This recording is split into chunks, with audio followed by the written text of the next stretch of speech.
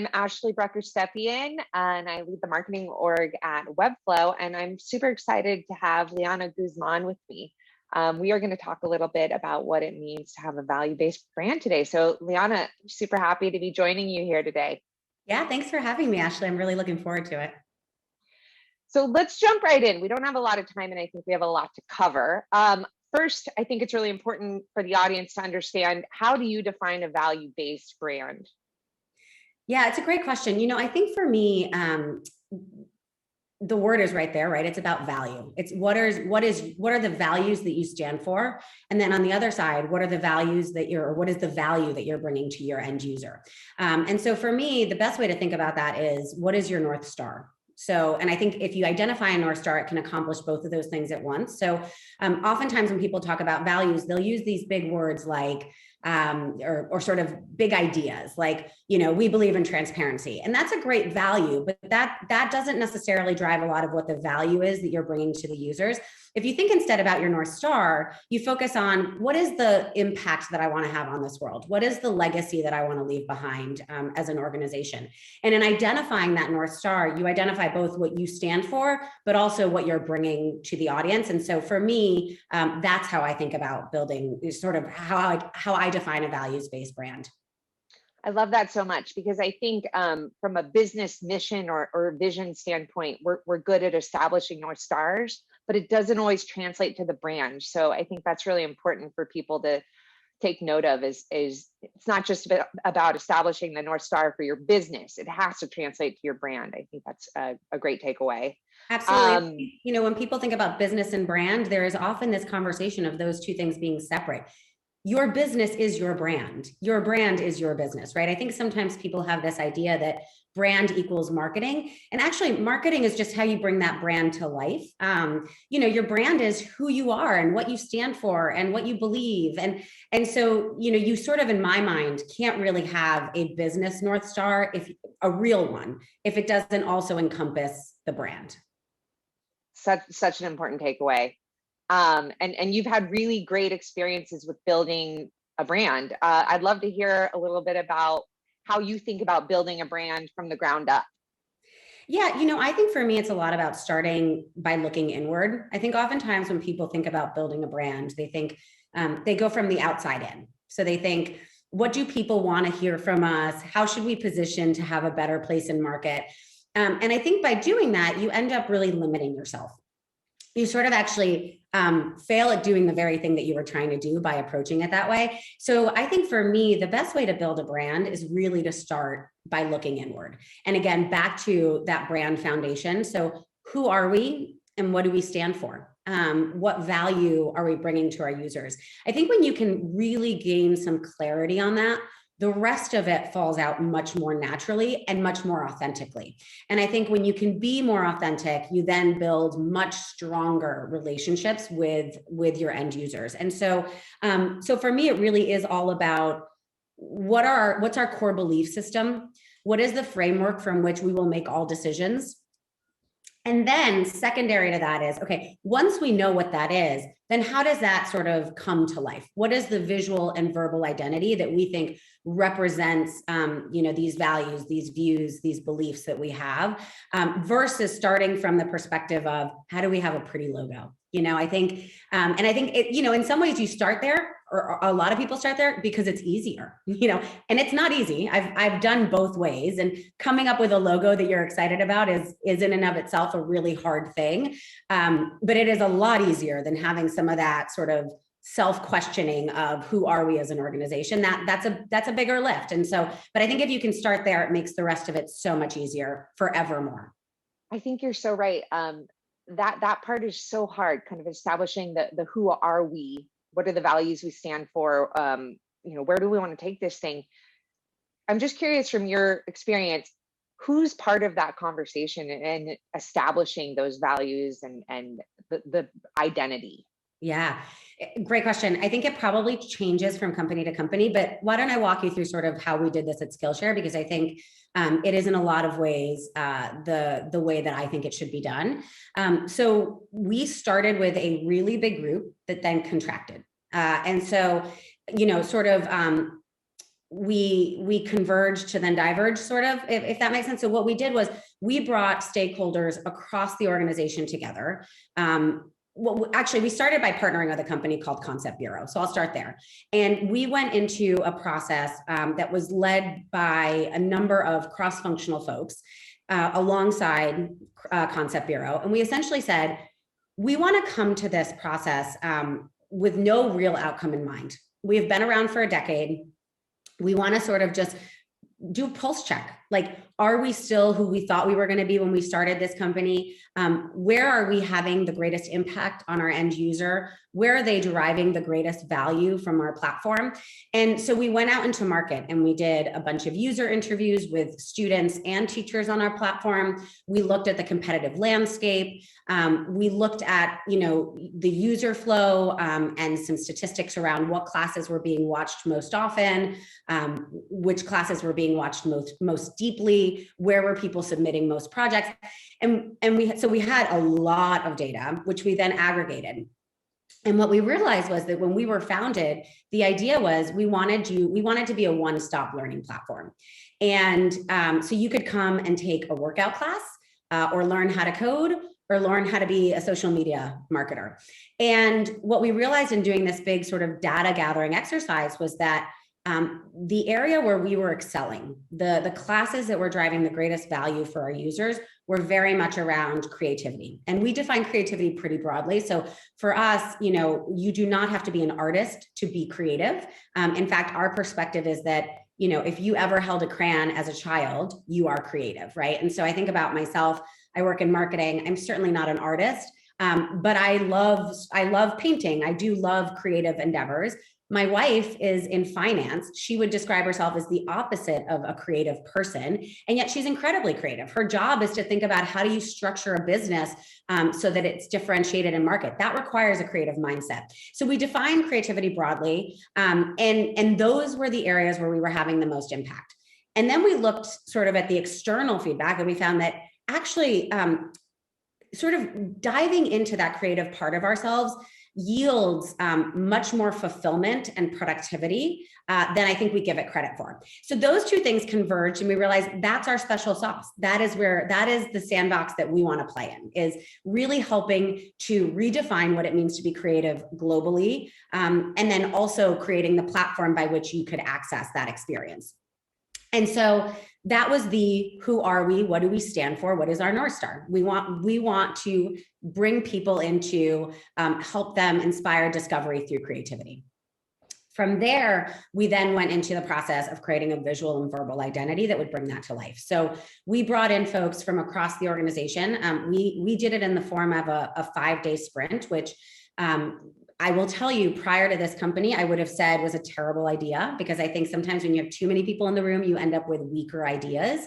But in this form, it really worked. And so we brought folks from the design team, the engineering team, the marketing team across the organization into a room. And we at the end, and just had a really structured but free-form brainstorming session, at the end of which we had literally thousands of ideas. And then we contracted that group. So then we took folks whose job it is, so designers, marketers, brand builders, to actually then take all those ideas and yield specific, more targeted ideas that we could all then respond to. So we came out of the process with 3 ideas, which we then pursued. We built verbal and visual identities for each of them, and then voted on which we felt was most resonant. And literally at the end of a 5-day period, had built the brand that we then introduced to the world. And I think we were able to do it so quickly because we did the hard work of laying the foundation first. So we weren't trying to figure out who we were via a logo. We had all of that in place, and we just had to bring it to life. And that's just an easier path to take. I love that so much. I think establishing that hard part, the who are we? And then going into that kind of creative part just eliminates a lot of the anxiety people have about, what does a finished product look like? One thing that caught my attention that you were talking about is the different players that you've brought in to help build that brand. And I think everyone in the audience would probably really benefit from hearing how you build a brand team and what it might look like depending on the stage of your company. Absolutely. So I think stage of company is really important for this. So I think broadly speaking, there are sort of two traditional ways that people think about building kind of brand functions. One is the agency model, where you bring in, a senior marketer, maybe one or two junior folks on the team to support, but then you rely really heavily on an agency to yield all of your creative ideas. And so that's one model. The other model is you build a really big in-house team. Lots of designers, lots of brand marketers. We have actually settled on a middle of the ground approach. So for me, I think the advantage to having in-house is that you get people who really understand your brand and are living it every day. And so you're not having to go through the exercise of getting people to understand your challenges. They understand them in real time. They're living them. I think the challenge with an agency model is, or the benefit, I should say, to an agency model is that you have folks who are bringing fresh thoughts, right? So they're not living in the everyday. And so you get people who are going to think outside the box and who are going to come with fresh ideas and who are frankly leveraging other experiences from their day to day and bringing that into whatever they sort of bring forth. For me, creating a hybrid model allows you to leverage the best of both worlds. And so we have built a fairly small but mighty core team. So we have a VP of brand strategy and creative, incredibly impressive guy who really helps to set the brand strategy and the vision for the company when it comes to sort of how we bring our brand to life. And he is supported by, a couple of producers, a couple of designers, a copywriter. And that, to me, those are the jobs that are the always on jobs. So those jobs span the smallest things we need to do to the biggest things. When we need to think about a new banner for our landing page, those are the people we're turning to. When we're thinking about a really big campaign idea, those are the people we're turning to, which is why we have opted to build a team that is full-time around those roles. And then we flex up and down throughout the year. So we continue to do the sprint model. So twice a year, we bring a varied group of folks together from our extended network that help us think through what our thematic sort of approach is for the next 2 to 3 quarters. And so you've got all the folks from the team in the room. So they have all of the insight and the insider knowledge that can help you get to the right answer more quickly. But then you sort of supplement that with folks who have that outsider's perspective and can bring new and fresh ideas that may not have occurred to us otherwise. And so that's how we think about it at our company. I think you said, which I think is absolutely right. There is a difference based on your stage and based on your funding, right? So I have worked at companies that had very little funding. And in those scenarios, you have to build a really small team. You likely can't afford big agencies. And so, you focus on getting one really good generalist, somebody who is maybe not the world's best designer, maybe not the world's best brand marketer, maybe not the world's best social media manager, but very good at all 3 of those things and can bring those things together to drive the impact that you need to drive. And then you can supplement that with freelance support if you can't afford agency support. I think as your budget grows and as your company grows, the need for a generalist actually diminishes and you start to want real subject matter experts who are focused on very specific parts of the business.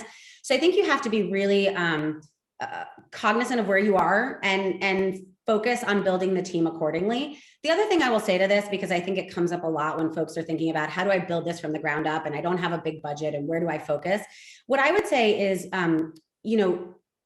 I think that a lack of budget can actually yield tremendous innovation.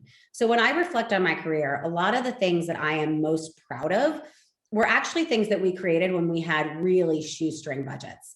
And it forced us as a small team to figure out we can't do the big Super Bowl ad, or we can't do the big out-of-home experience. So what can we do that will have real impact that we can do on our budget? And so, and we've done things like, I remember early on in my career, we couldn't afford big out-of-home spend. So I built a little guerrilla team of folks and we went and did flyers on people's cars.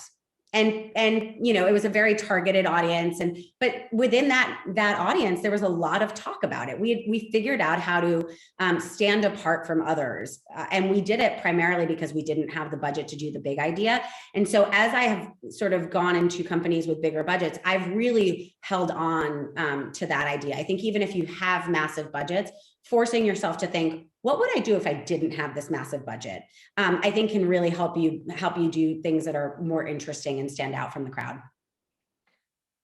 So many good nuggets in there, and there's so many things I want to double click into. One of the first things is I think the concept of a brand marketer is something that people start to think about probably in later stage companies. And, you know, in the beginning, we're looking for Swiss Army knife marketers, people who can do everything. And I think you've been that person. I've been that person. But a brand marketer is a different breed. And for myself, I consider myself more of a revenue marketer. Brand marketing is something that has always fascinated me. And I always look for a strong partner in brand marketing. What do you think makes a great brand marketer? Oh, such a great question. So I would say it's funny you say that, Ashley. I'm actually the opposite. So I consider myself more of a brand marketer, you know, and partially because I grew up in that very traditional brand marketing role. And also in the era, I started my job right as Facebook was coming to be, and they had not yet figured out their advertising. And so, you know, I'm old enough that revenue marketing, you know, was more a sales role than it was a traditional brand role. I think one of the magical things that has happened in the marketing industry is that we have figured out how to have both of those functions within the marketing team. And I think that's, you know, I often talk about the power being really in having those two things together. I think what a lot of companies do is they focus on the growth marketing or the revenue marketing first. And then sort of the brand side of it is an afterthought. And I think what ends up happening there is you actually make the revenue marketing folks have to climb up a steeper hill because you haven't given them the right foundations or tools from which to really succeed. I think when right? Like I think when you have that growth marketing function in the context of a really strong brand vision and a really strong brand identity, that makes their job so much easier. And we've seen that for us at Skillshare. You know, when I joined, primarily a performance marketing function, we saw immediately when we launched the brand, our email engagement increased by 50%. You know, our CTRs doubled. Like we just saw incredible growth metrics that made the job of the performance folks much stronger. To your initial question, which was, so what makes for a really good brand marketer? You know, I think there is no singular thing that a brand marketer should possess. I think for me, it's about somebody who can balance vision and impact. So I think one of the risks with brand marketing is that you can get into the mindset of we're going to do these really beautiful brand moments. And they can be really beautiful brand moments, but if they don't drive the bottom line to some degree, it's sort of like if a tree falls in the forest and no one hears it, doesn't make a sound, right? And I've done that as a brand marketer. One of my favorite campaigns did not drive a single new client.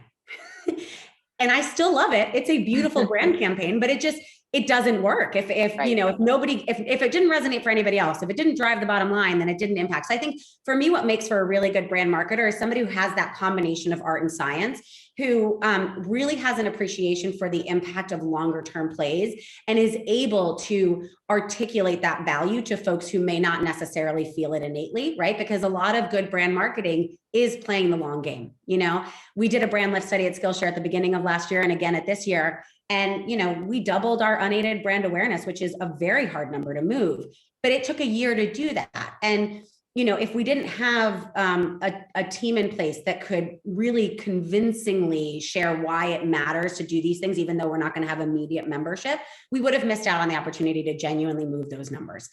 So you want someone who can understand that bigger vision, understand more of those long-term plays, but can articulate them in ways that that can convince folks who are totally focused on revenue to take that bet. And then who also have enough of that science in them that they're putting the right measurement tools in place so that at the end of a year or at the end of a campaign, they're not coming back and saying, but it was beautiful. Didn't you love it?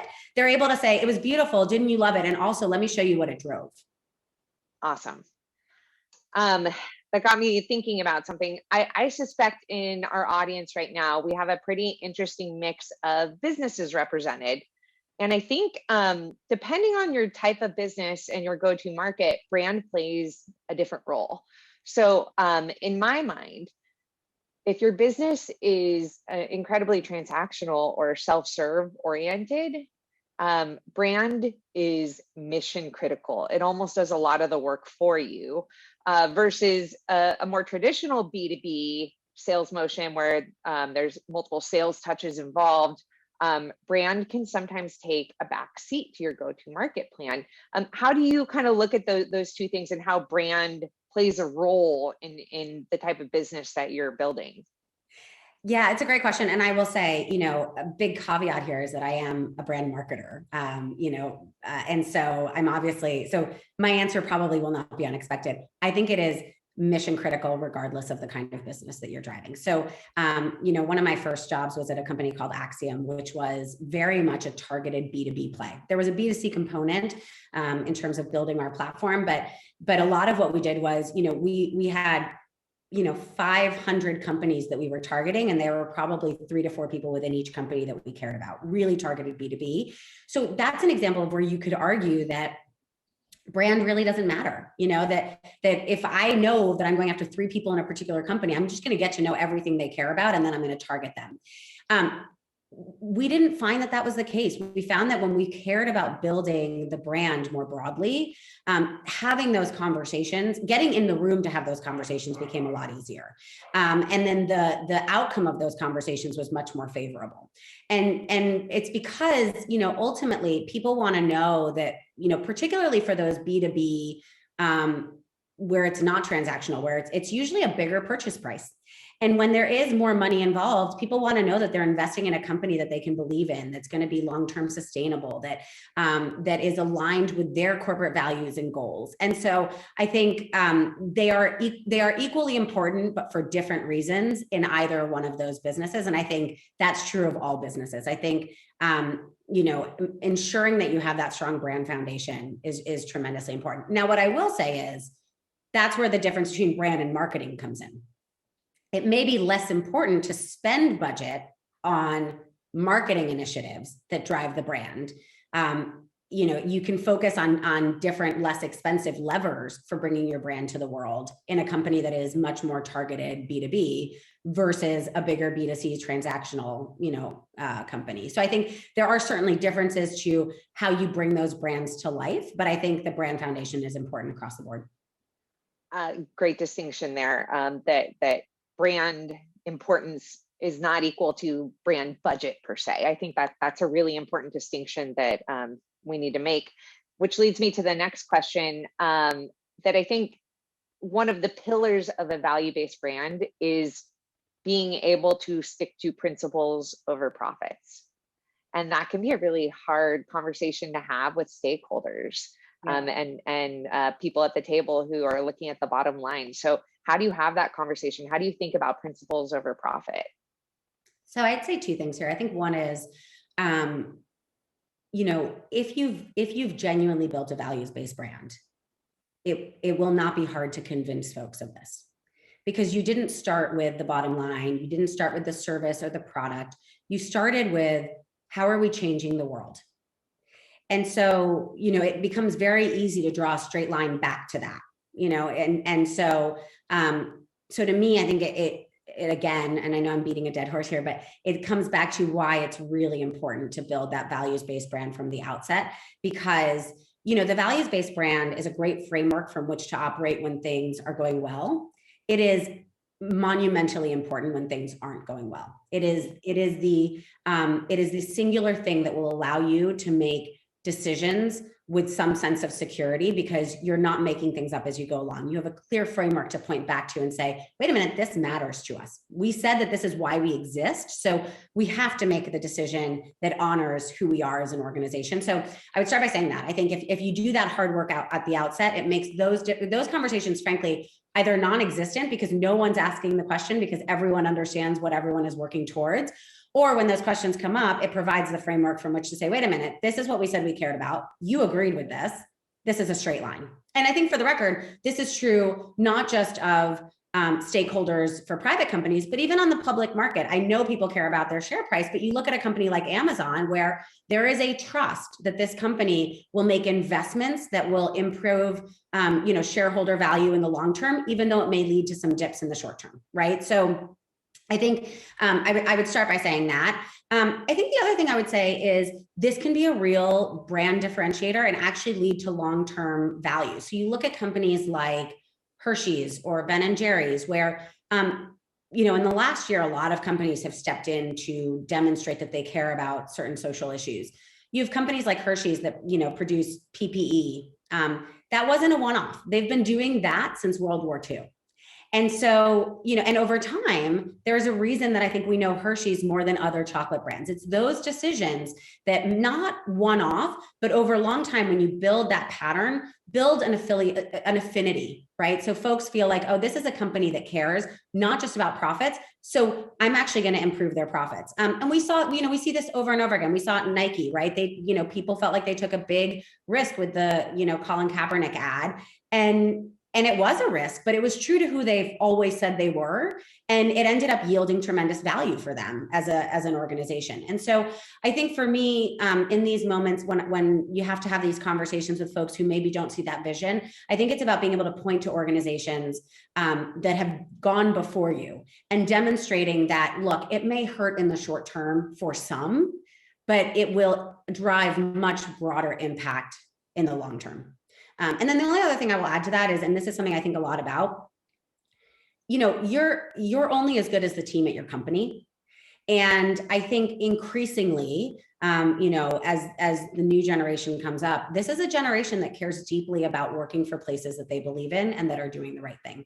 I see this with my team every day. And so that's the other thing that I think sometimes won't have as direct a tie to that, shareholder value, but your ability to do the right thing is going to attract better talent, a talent that is more passionate and more committed and more hardworking. And that ultimately will drive more shareholder value than any other decision that you make. And so I think that's another part that folks don't often think or talk about.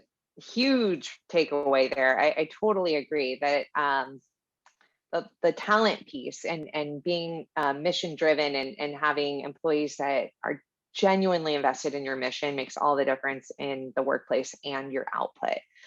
So thank you for that. I'm picking up on a common theme though, and it's really about the long game. And a book we read at Webflow is The Infinite Game, and how you kind of have to take yourself out of the day-to-day and keep that long game vision going. And I think that probably a lot of people in our audience, that's a healthy reminder, because when you're in that startup world, you're living day to day a lot of times, and it's hard to keep that long-term vision. So thank you for that reminder. And I would say, Ashley, I would just add to that, I think it's the classic, like, I'll do it when I have more time. You will never have, and I've worked in startups. I know that you don't have any time, but you don't have the bureaucracy or the weight of having been around for, decades. And so no better time than now as a startup to really be thinking about these things and taking the time to set that foundation. As I said earlier, I think it makes everything easier, but I also think it becomes a lot harder to go back and do that. Absolutely. Important takeaway there. I want to click a little bit more into how you think brand is showing up in this pandemic era. It does seem like it's more important than ever. So what's your take on that? Yeah, I mean, I think so much of what we saw in this pandemic is that it has stripped away a lot of the noise, just generally in our lives, right? I can't tell how many times I talk to people who say, I can't believe I was on a plane every other week. Turns out I didn't need to be. Turns out I am just as productive working from home or, working. I talk to a lot of parents who say, like, I'm working 70% of the hours that I used to because I have to in order to make my life work. And it turns out I'm actually more productive, right? So I think we're learning a lot about what we're capable of, as individuals, but also as a global society. And we see that every day in the way that we have stepped up for each other. And so I think, stripping away that noise has left us with a more authentic experience across the board. I think friendships have become more authentic. People are talking about more real things, but I think that's true in our relationships to corporate entities. And I think that is something that will remain. I think we have, we've also seen, and this isn't pandemic related, but a lot of the systemic racial injustice that we've seen for hundreds of years, but that have really come to a head across the last year. I also think there's an understanding that we can't stay quiet anymore, as individuals, as companies. And I think, our audience is going to demand that of us. They are going to demand an understanding of who we are and what we stand for. And we've seen companies put out very empty messages and get called out by their audience saying, I want numbers behind that. Or, hey, you said this 6 months ago and we're not seeing a lot of change. Or you've made this comment, but your team internally is not feeling this way, right?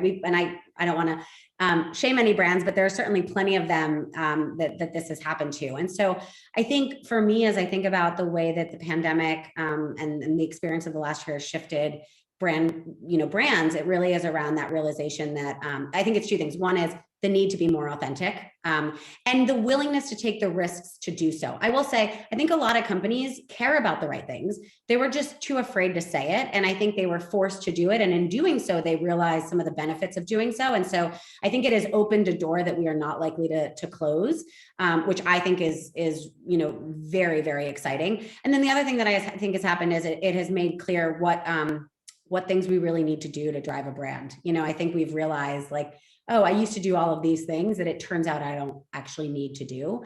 But also there are these, and it let us take new risks. I think people, people who couldn't pull the levers that they were used to pulling had to find new ways to connect with their audience. And I think it has resulted in new and interesting ways to connect with each other. And so I think those are things that we will continue to see. Now, I think as we think about what happens when, most of us are vaccinated and the world returns to some semblance of normalcy, I don't know. I really don't know what that looks like. I think it could go either way. I mean, I think, do we end up leaning into these virtual innovations? Do we find that people actually don't want to get on airplanes every week and don't find that they want to be at these big conferences and they actually would love to dial in, and we're just going to keep innovating in that space so that these experiences become more personal and connected? Or are we going to go the opposite? That I hear a lot of folks talking about the roaring 20s. Is it going to be one of those things where the opposite, everyone says, I cannot wait to get on an airplane and out of my house and to be around other people that I have not been looking at for the last 12 months, And so I think we don't know which direction it's going to head. And I think it's our job as marketers to be prepared for either scenario. And really, we have the benefit right now of being able to take the time. I think once it opens, it's going to be quick.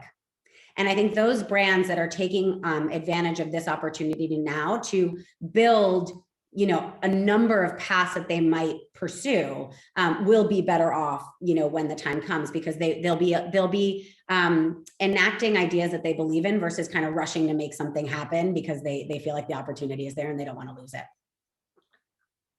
So one last question for you that kind of came to me while you were talking. And I think that the audience would really benefit from hearing, because I know there's more than a handful of people out there who have this question. Where do you start?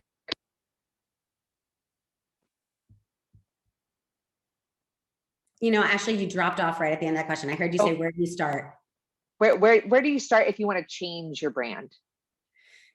I think you start looking inward. So I think you start by saying, and I think you have to come at it with a real sense of curiosity. I think, one of the things that happens, I think, in these exercises is people walk into a room, it's really a meeting about confirmation bias, or desirability bias, right? They know where they want to land, and then they're going to have a bunch of meetings that will validate that that's where they should be.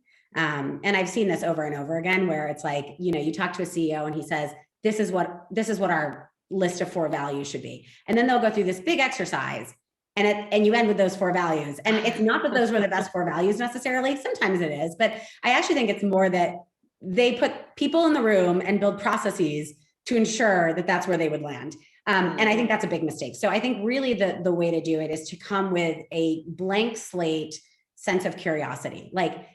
First principles, if we were to do this all over again, where would we be? What would we stand for? Right.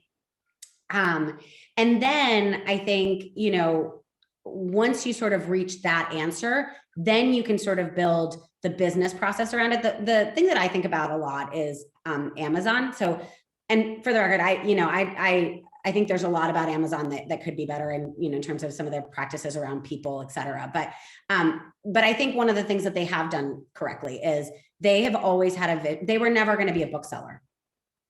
They were never going to be a bookseller. And I think if they had started with that as their goal, they would not be the behemoth they are today. They started with the idea of, we want to connect people. We want to be, we want connect people to commerce, right? We want to be a one-stop shop for everything that you need. And that was a very big goal. And I think there are some folks who would say that's too big of a goal, but I actually would argue start there and then figure out, where do you start, right? Because that's how they got to well, if we sell books, we're actually tapping into the exact target audience on an item that is, high intent. And then we're going to learn from them. And then we're going to be able to layer on and layer on and layer on. And I think that is the right way to think about your brand. Again, it's not marketing, it's brand. So who do we want to be, not in 5 months, but in 5 years and 50 years? And then, back into how do we get there? And I think you see this, like companies like Kodak, they didn't focus on this, right? Like at some point, somebody should have said, we're not actually about film. We are about, capturing memories. And that opens you up to, to try new products, to take new risks, to innovate differently, versus if you're really squarely focused on here's what we do versus here's what we stand for, you really eventually, no matter how successful you are, will draw yourself into a corner. And so I think for me, the way to start is, again, you back into, who do we want to be in 50 years? And then I think there's the natural question of like, great, big picture. Let's say we've identified that. How do we bring that to life? And I think there's so many ways to do this. I think, one thing that I say that, others may disagree with, but things like, I think names are stupid. Names are stupid. Like when you think about Facebook, it is a stupid name. But it's about the power that they have imbued into the name. That is the power of the name, right? So now it's not a stupid name, but if somebody said to you, hey, I want to start this thing, let's call it Facebook, you probably would have been like, I think we can do better, right? They were so focused on the mission that they weren't focused on the name. They cared more about what they were building. And I think that's the right way to think about it. So I would say a couple things on the sort of bringing it to life. One, take some of that, the weight off of whether, like the name, your name is not the thing that will differentiate you from succeeding or not.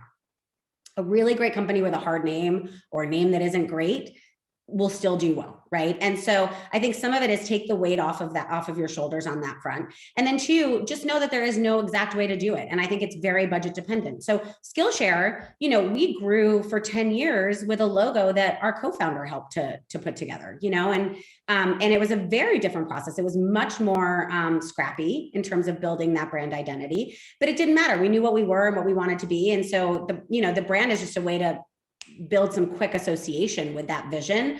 But, I think how you get there, it can be a freelancer off of Fiverr or Upwork. It can be a big, amazing agency. And, the work will vary accordingly, but I think your ability to build a strong business will not. I love that so much. And, it's just pointing back to the long game, the infinite game, the vision, the mission. And if you stay true to that, and build everything around that, that's the sign of a true brand, a true value-based brand. And I appreciate you giving us all that reminder. So thank you so much. And I have truly enjoyed chatting with you. Kind of forgot for a minute that we were at a conference, and I would chat with you all day long. So thank you so much for all of your insights, and I've really enjoyed it. Thank you. Me too, Ashley. I will say I don't miss getting on airplanes, but I do miss in these moments not being able to go grab a glass of wine afterwards. So someday when the world opens up, we'll have to do it. Absolutely. Absolutely. Thank you so much. Thanks, Ashley.